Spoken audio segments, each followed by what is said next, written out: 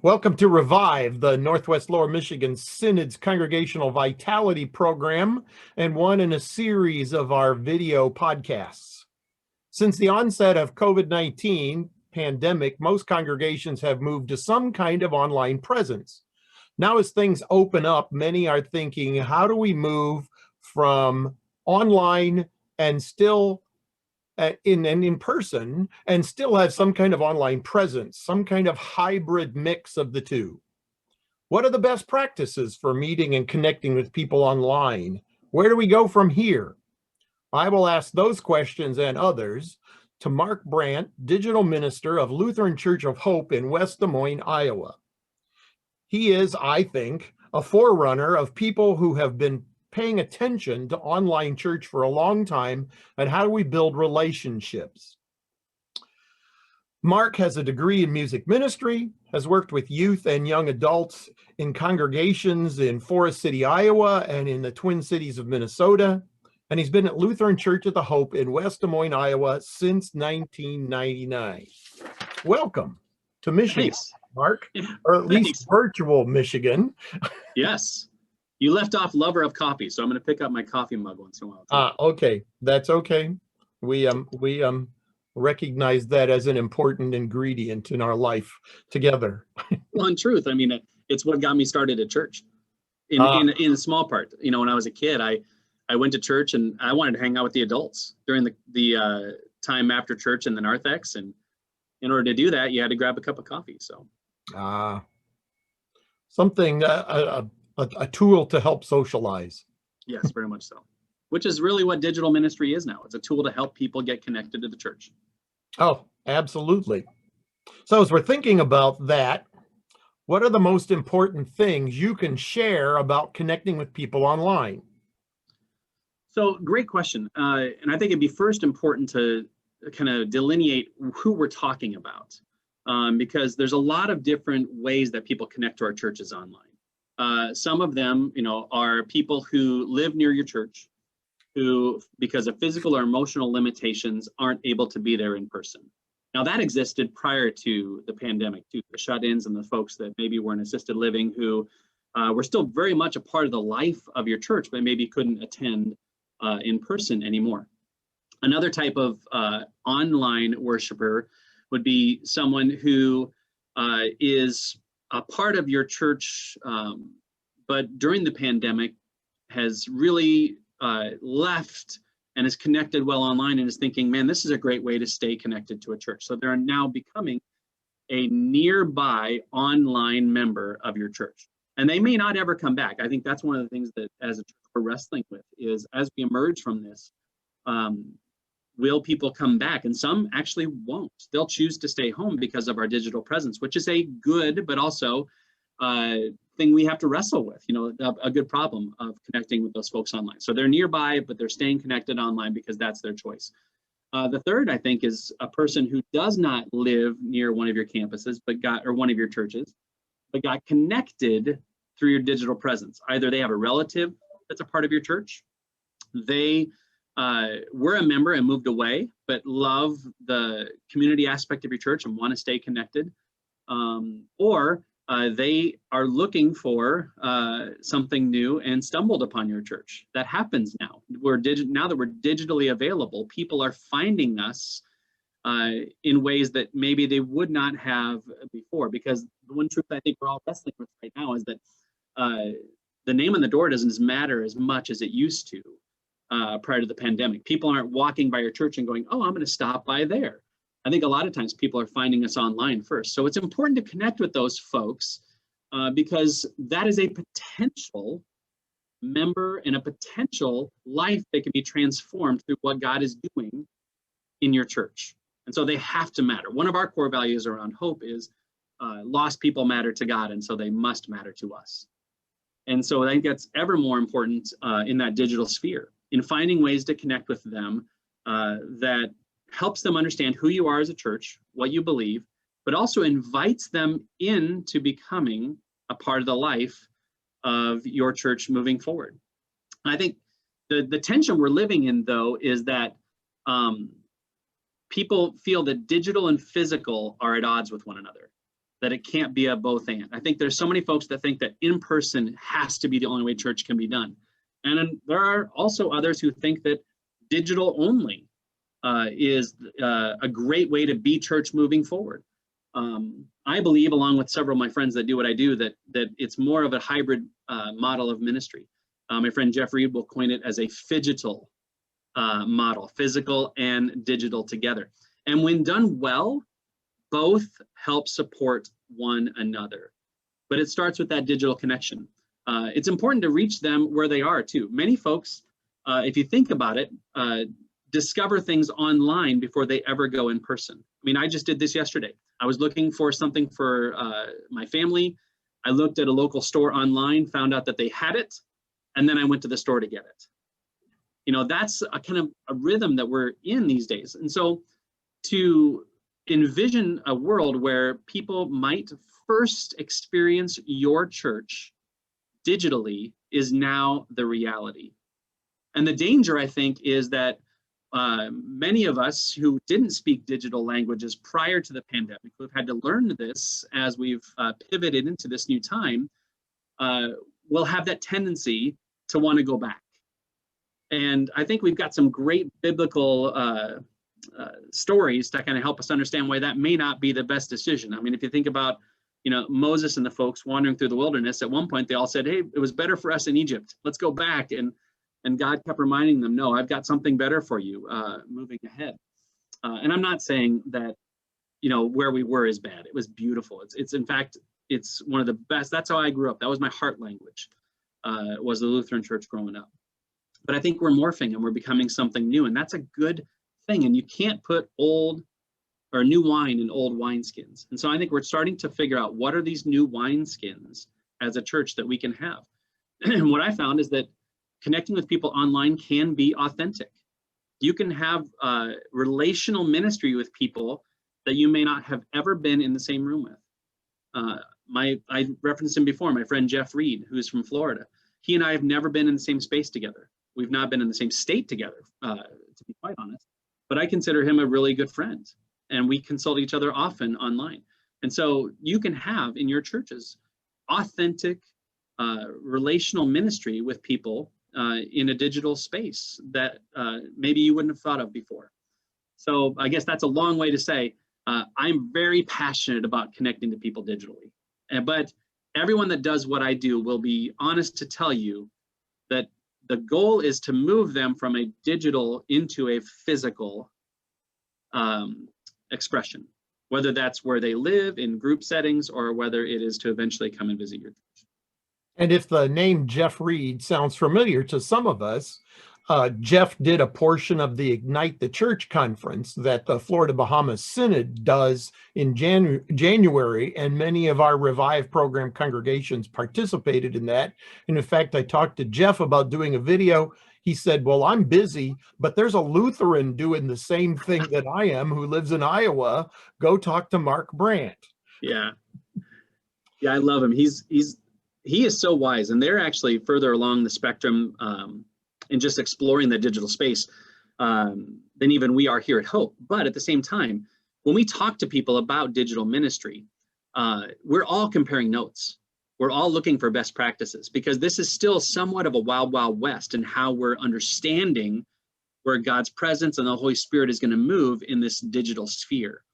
But I think that also comes with it a real necessity to be mindful of how we do it, because this is a new medium. Even though the internet's been around for many years, the idea of doing church digitally is relatively new. Within the past 10 to 15 years, people started actually streaming church.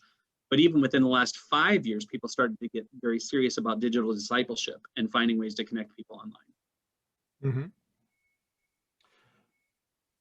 So as we start to think about this hybrid church and how it all fits together, where would you start? That's a really, really good question. The best phrase I can tell you is content is key. The best thing that we can do as churches is to begin to look at the things that we do differently. So the old model was we have a class on Tuesday nights at 7 p.m. in the fireside room. We'd love to have you join us. Well, that might work sometimes for some people, but we have, families with young kids who are in this, that, and the other who can't make that Tuesday night at 7 p.m. work. When we marry our content to a time and a place, we limit its effectiveness.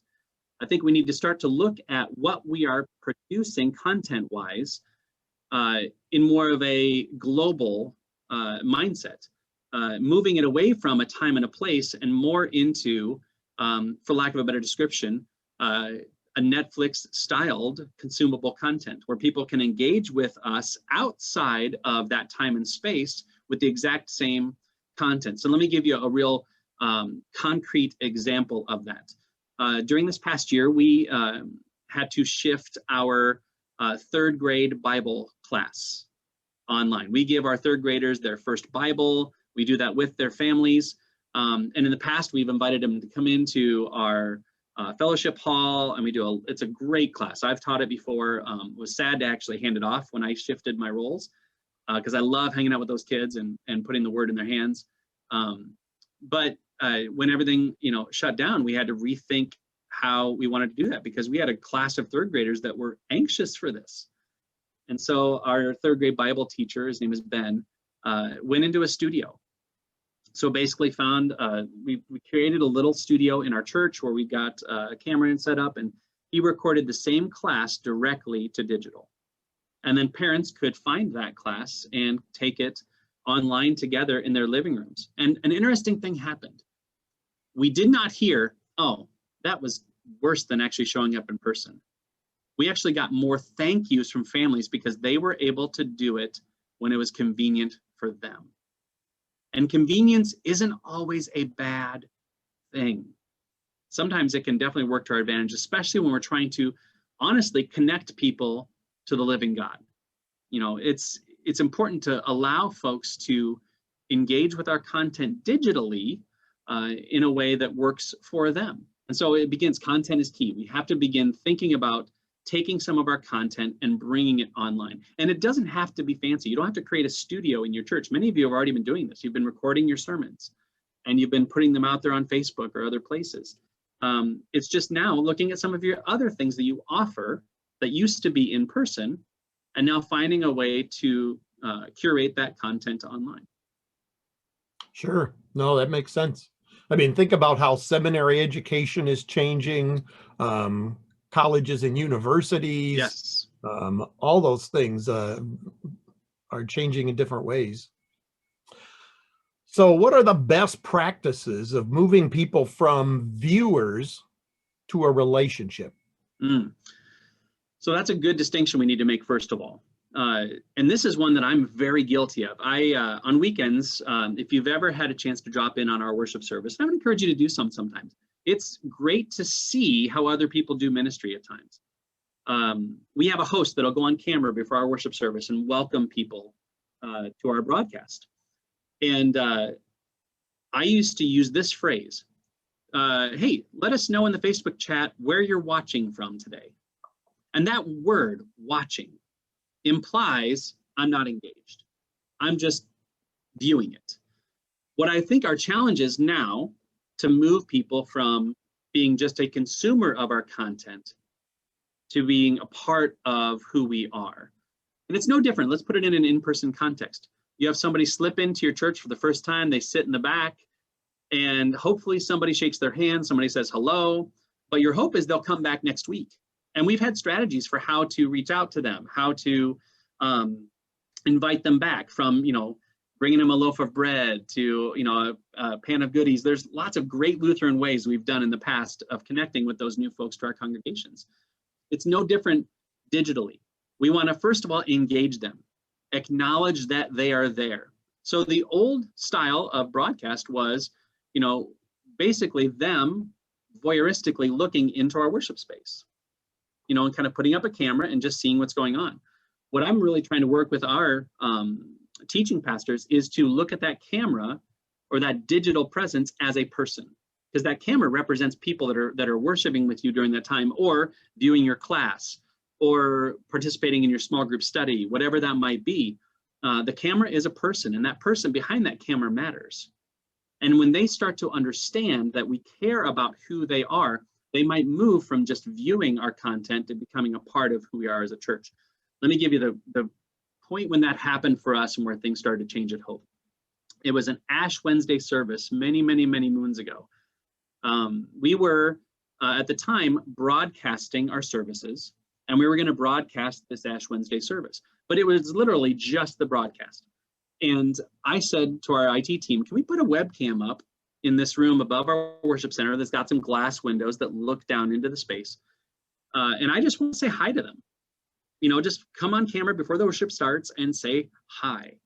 And so we did it. We got a webcam, we put it up, and this light goes on the camera. And I said, hey, welcome to Hope. We're so glad you're here. We've been praying for you. My name is Mark Brandt. I'm the digital outreach minister for Hope. And I want you to know that we're glad you chose to spend your Ash Wednesday service with us. And a strange thing happened. People reached out via email because we provided an email link to reach out to us. And they said, that was so great to connect to somebody. Now we feel like we were a part of the experience. I have a pastor friend who decided to engage this, and so he worked with the church secretary who now works on Sunday morning during their broadcast and is monitoring the chat, writing down the names of people that show up if they're on Facebook Live, greeting people through the chat, of course, monitoring the chat to see if somebody says something that needs a comment. And then giving that information to the pastor to make some kind of a connection, either email or if there's a way to get their phone number to talk to those people during the week. Yeah, and that was fascinating. And that's a huge key you just hit on there. And here's, I think, what I want all of those that are going to view this, especially those that are pastors alone in your call, in your congregation. That doesn't have to be you. Right. I think, start to enlist, the saints in your congregation, your greeters, your ushers, even some of your young adults that have a passion for your church, that just get the DNA of who you are, and equip them to be the ambassadors for you digitally. One of our great ambassadors, his name is Ivan. He's a teacher in a town about 7 miles from here. He was always online, but he's been a volunteer for us in our student ministries. I mean, all over. Ivan has just done everything, but he was heavily involved online when we shifted to digital. And I reached out to him and I said, because he was a brand ambassador for Hope without really, being called that. And so he's now one of our volunteer chat hosts that, and frankly, when he leads our chat, I watch it and I go, man, he's better than I am. And this is my job. But he is so good because God has equipped him to do that in that space. So it's equipping people to connect to your folks. And then the really important thing is, if you create a way for them to reach out to you, here's kind of a rule of thumb that a lot of us in digital ministry follow. Give them a way to respond to what you're doing, whether it's a check-in form, an email address, whatever. But the important thing is, if they reach back to you, if they make that initial step, it's really important to engage them right away and not to let that sit, for even a period of, 2 to 3 to 4 days. Putting folks in charge of those connections are super important, because if they've taken it upon themselves to take that first step of reaching out to you digitally, like, hey, I'm so-and-so's grandpa, we're down here in Phoenix. We were encouraged to watch this worship with you this weekend. There, I did it again, watch. And we would just love to hear more about your church. Boom, that's a connection. So reach back to them and find those folks that can make those initial touch points, even if that is you, and that's great if it is. But folks that can do that connection, because here's the thing about discipleship and moving people into a relationship with Jesus. It begins relationally before it ever transforms informationally. Nobody's going to care about what you're going to say until they know that you care about who they are. So we have to develop that relational component of ministry first. And this is not rocket science. You all have been doing this for years in your brick and mortar ministries. Well, now it's just translating that into the digital sphere. Right. It's no different than talking about, your friends and family are much more likely to accept your invitation to come to worship than if you Yes. walk through a neighborhood and knock on doors with people you've never met before and they don't know you. Oh, you just hit on something, and I'll just 30 seconds. Uh, Lutheran Church of Hope has not ever paid for advertisement. We've not even done paid Facebook ads, because we really feel strongly that an invitational culture is better than paid advertisement. But that starts with helping create your church ambassadors, people who have that heart to say, hey, what we're doing here is super important, and we would love for you to be a part of it. And I've heard there's some simple little things, like if your church posts something on Facebook that you think is really good, don't like it, forward or share it. Yeah. If they like it, only the person who wrote it knows you like it. But if you share it, everybody in your own contact list says, hey, this is important. They shared it with all the rest of us. So here's another digital movement piece for bringing people from that online viewer into the life of your church. There's a great tool out there that churches are starting to realize is super helpful to engage folks. And it's something that's been around for a long time, but it's called Facebook groups. We've started to form Facebook groups around some of our things that are just, that used to be like the in-person things. So let me put it in a Lutheran context. If you still have circles in your church, circles used to be based on coming into the building and hanging out, for a period of time.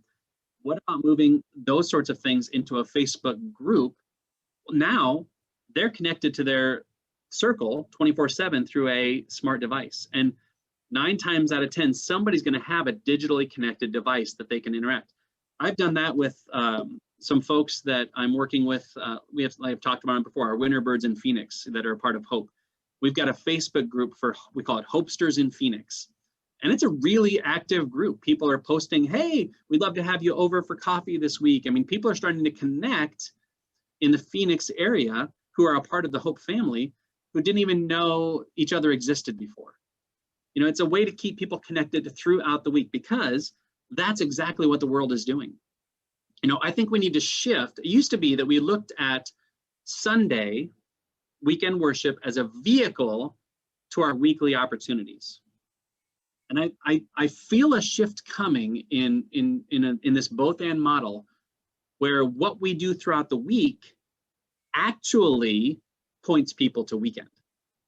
Weekend becomes the gathering place for what we're already doing throughout the week, for what the people themselves are doing in their small groups, in their missions, where people are really doing some cool stuff already to help their friends and neighbors.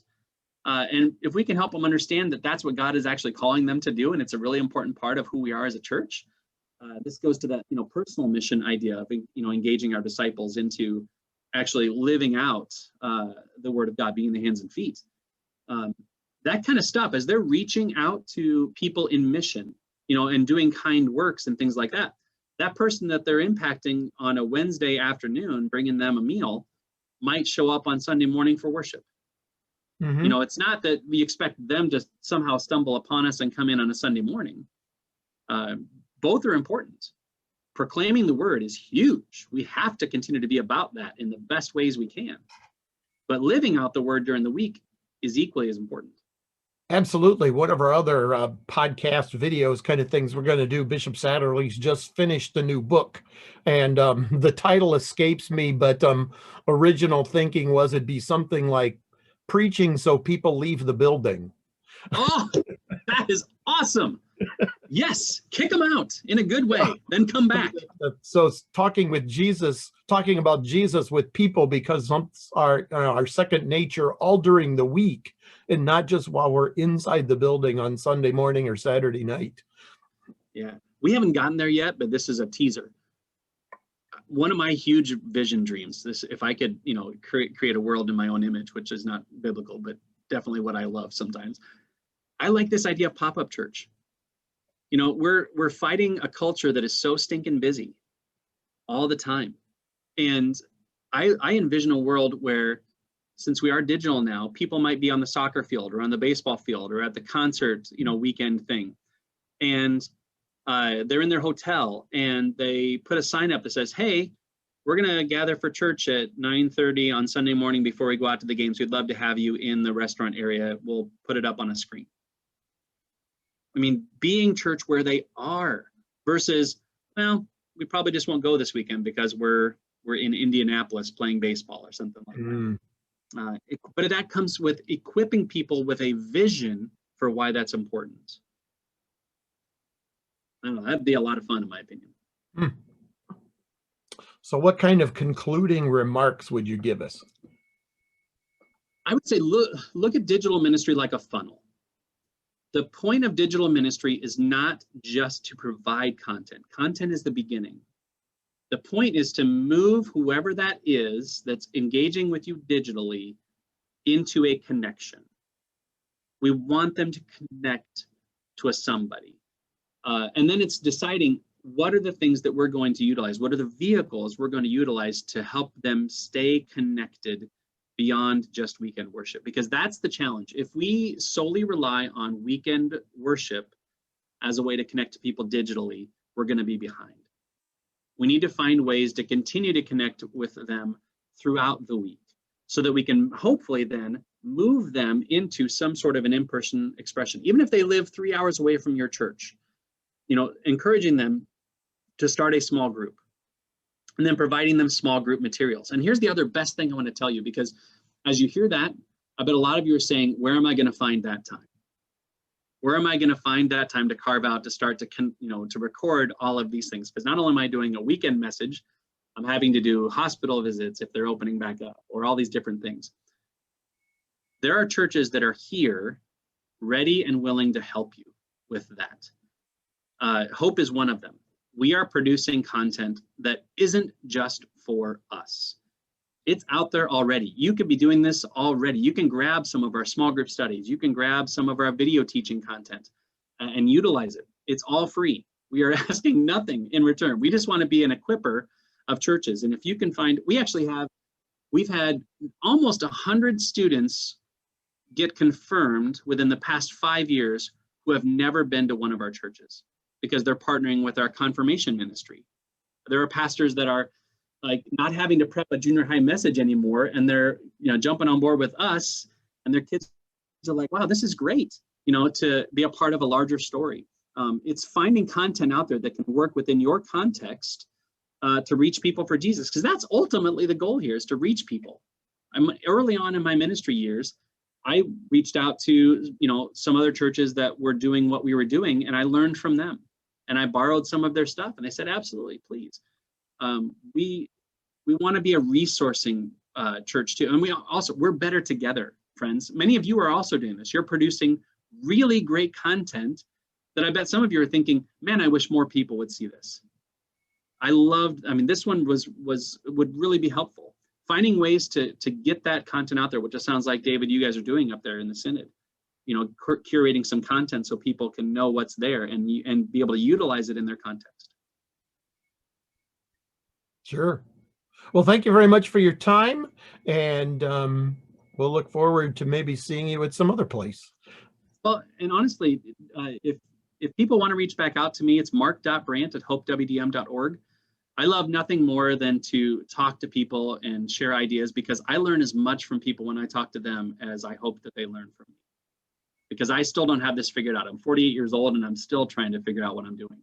So, but yet at the same time, I believe that God's up to some really, really big things. And if I can be a help to people who are exploring this space, maybe for the first time, I would love to do that. Great. Thank you very much. You're welcome.